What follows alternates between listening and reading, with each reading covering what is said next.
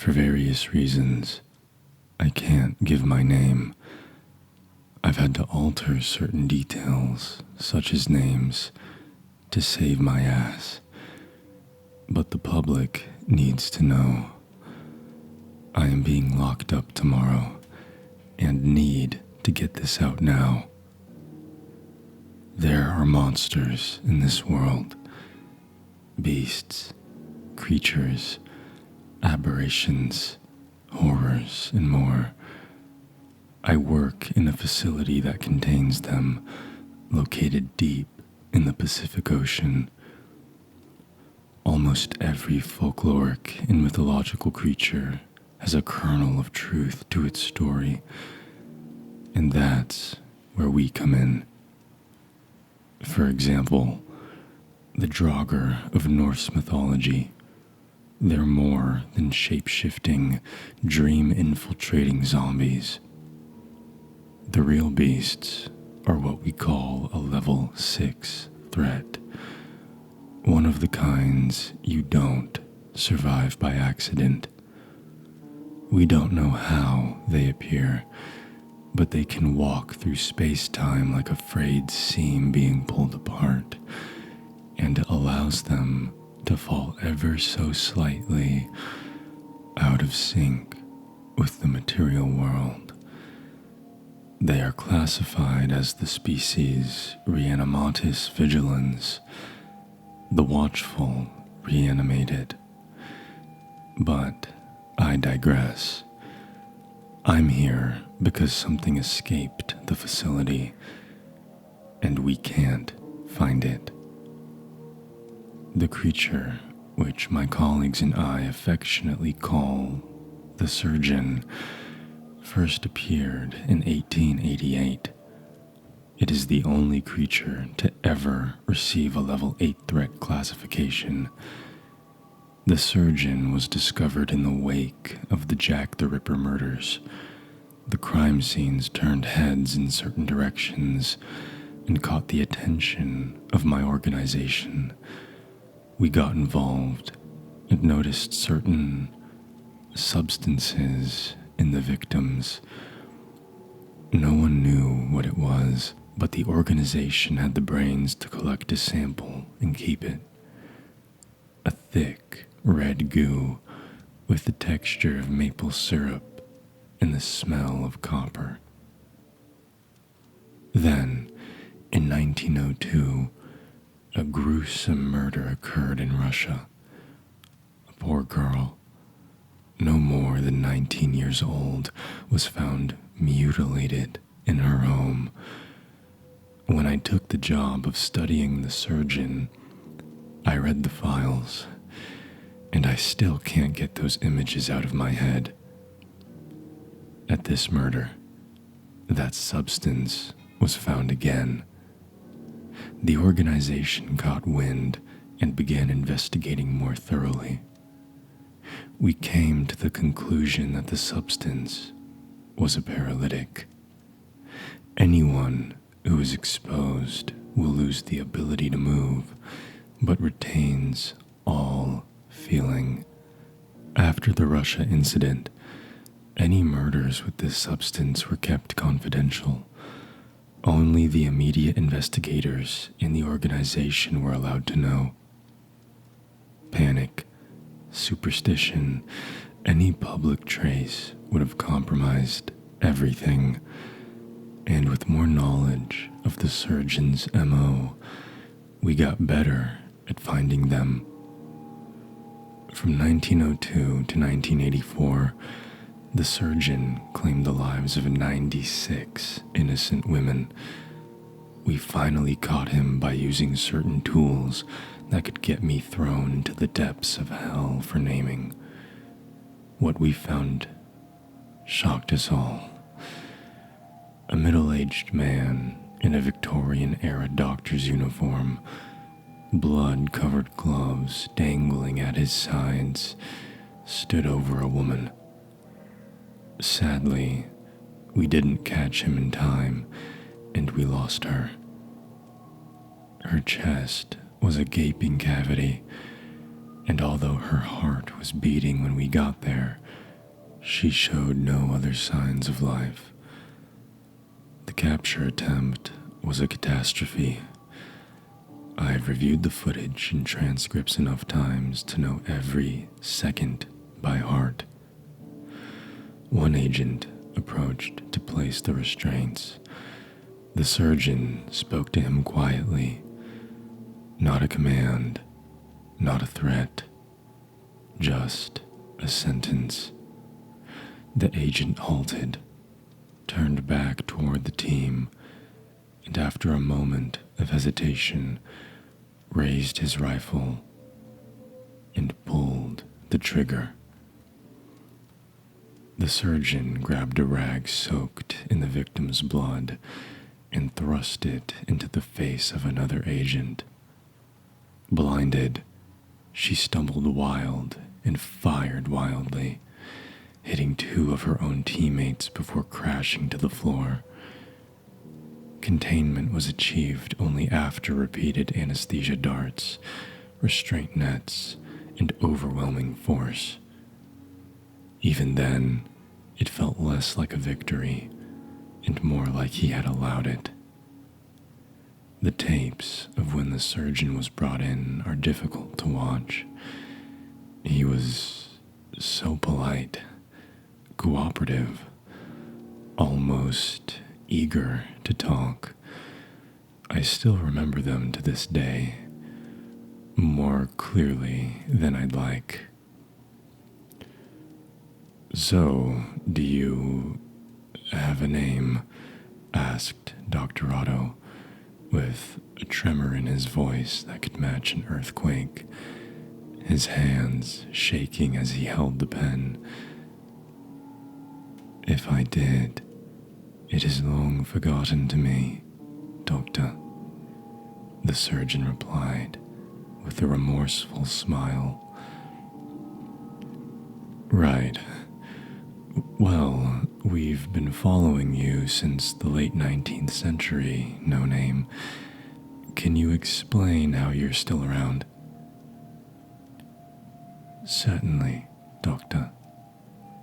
He leaned back in his chair as he looked around. "I learned at a very young age that life is precious. So precious, in fact, that it can be taken, guarded, and traded."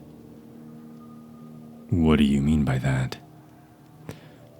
"Well, I found that if I play the right tendons like a violin and drum the right organs, I can move life from someone to another." "So you're stealing their life?" "Oh, Doctor, you make me sound so savage. I perform symphonies of life that only I can hear."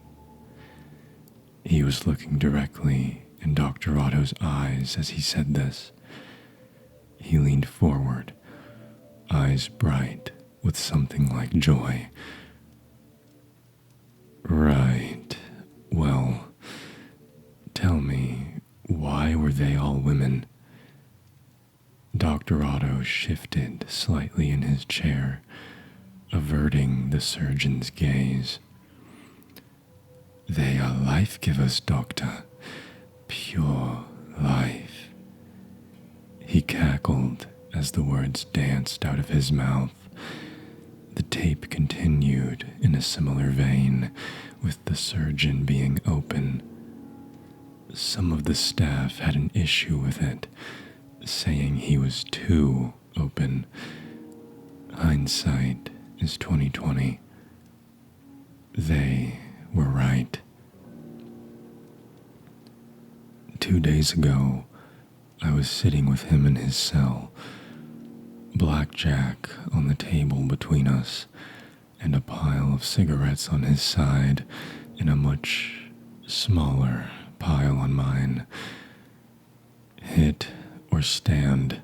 I asked, eyeing the pitiful amount of wager I had to give.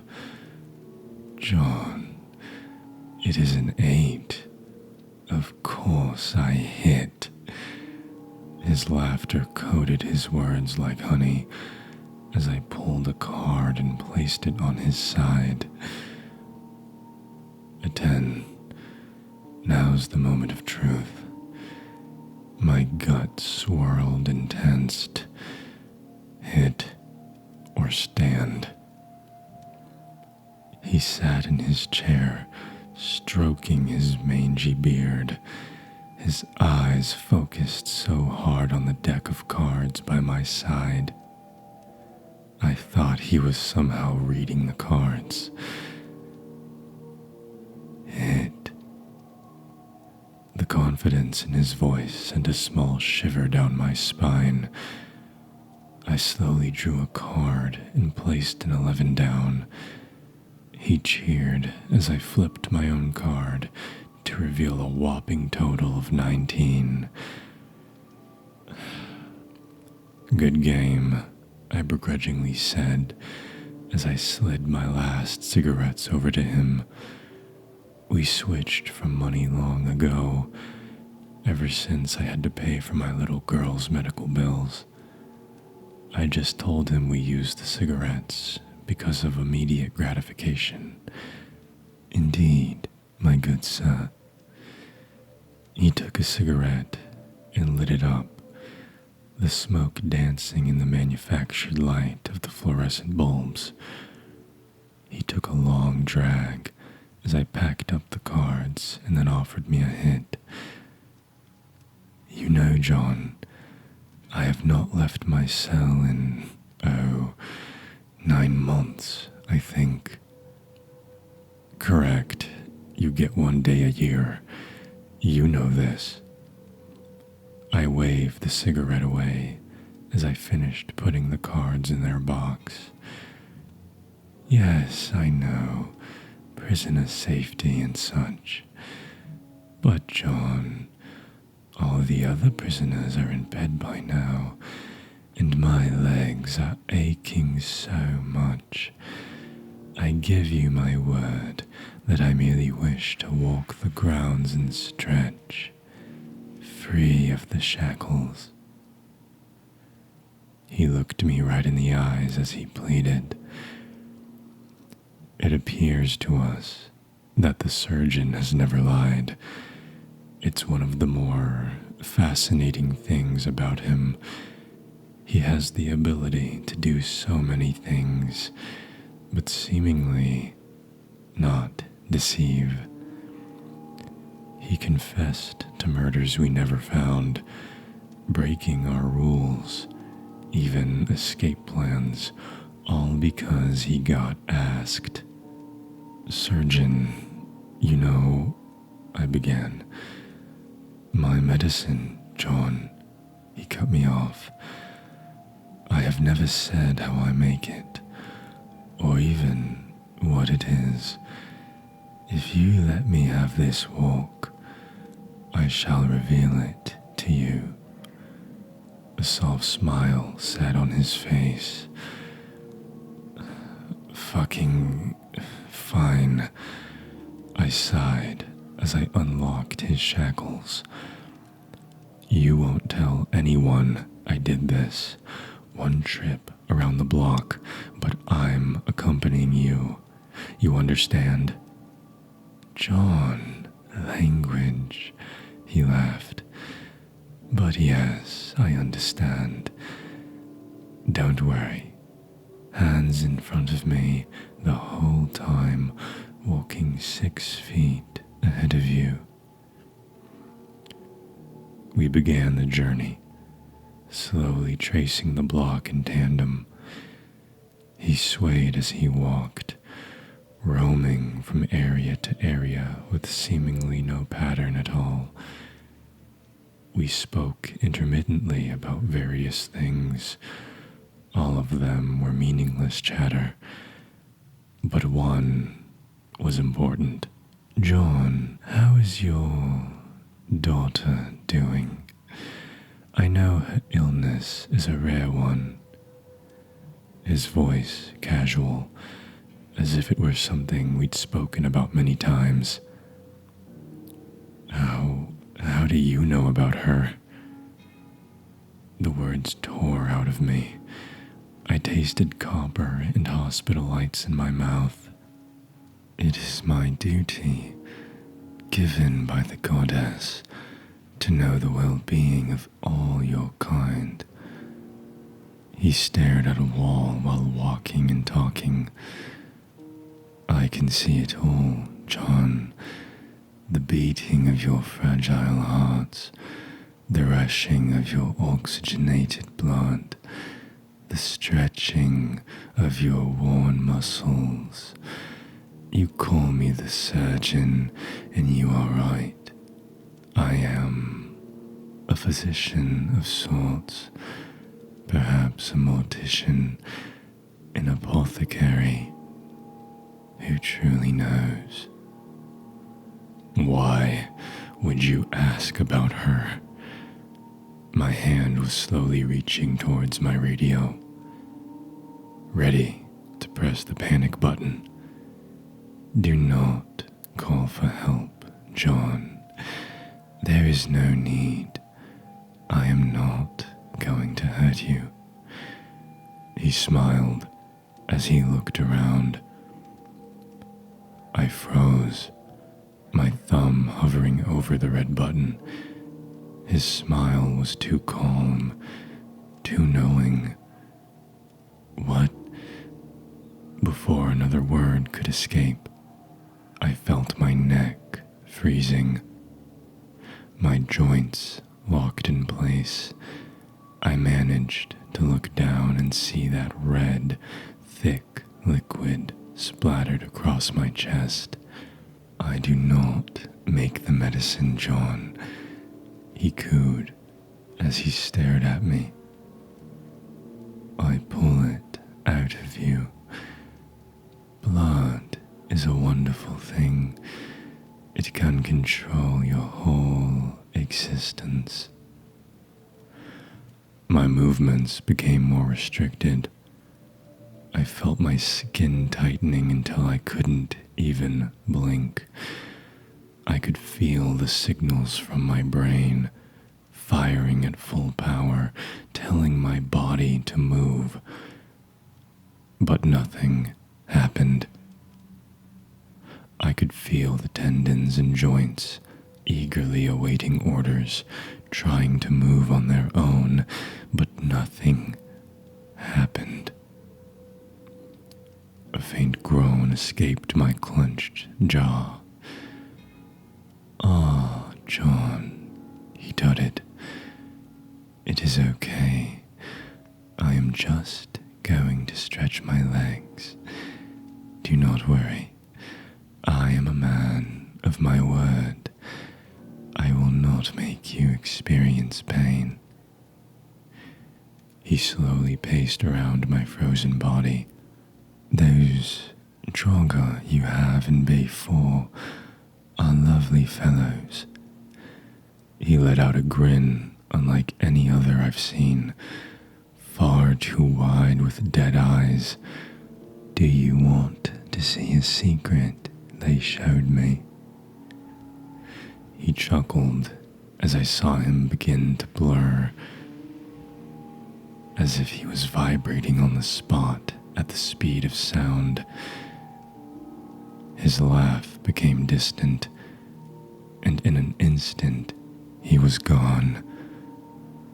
After hours of waiting, I could move again.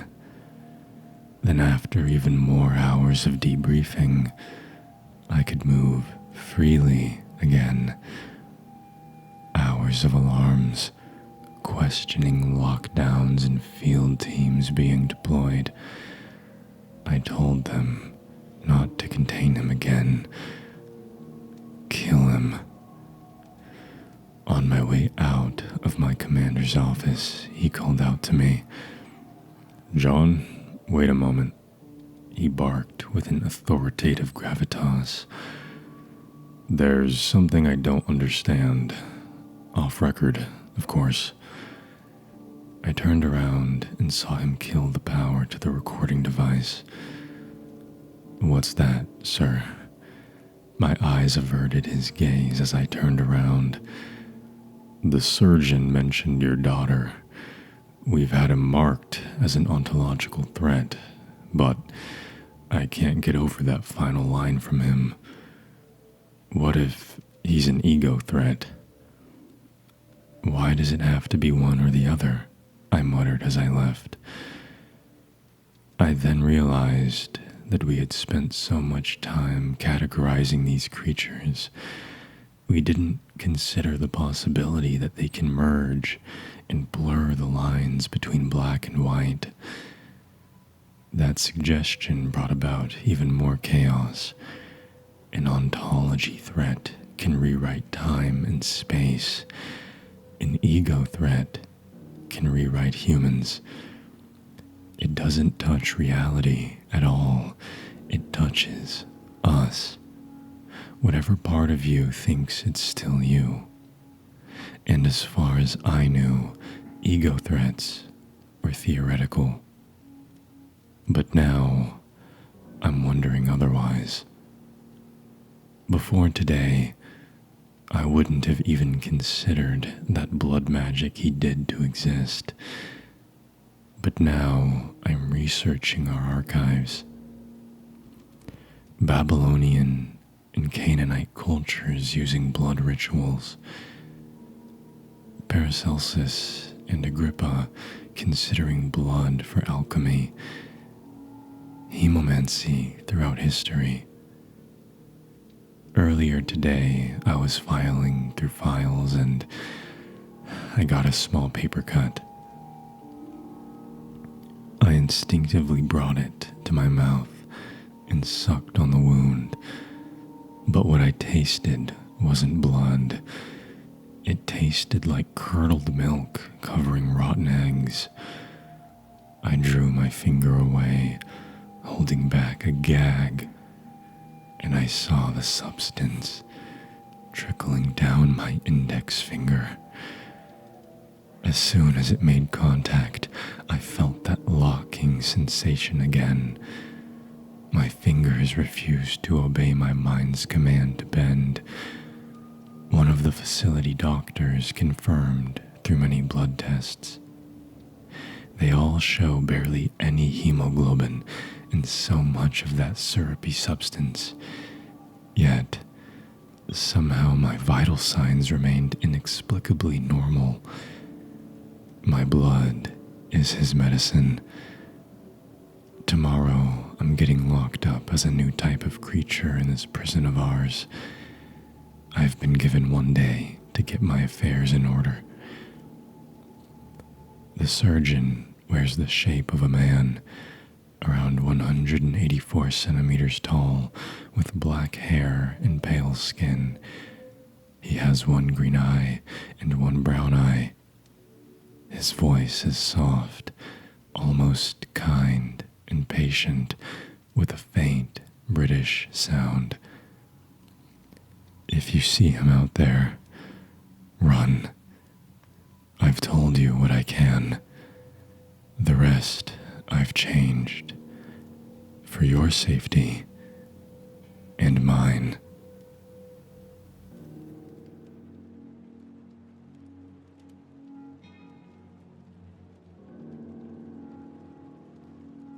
Thank you for watching.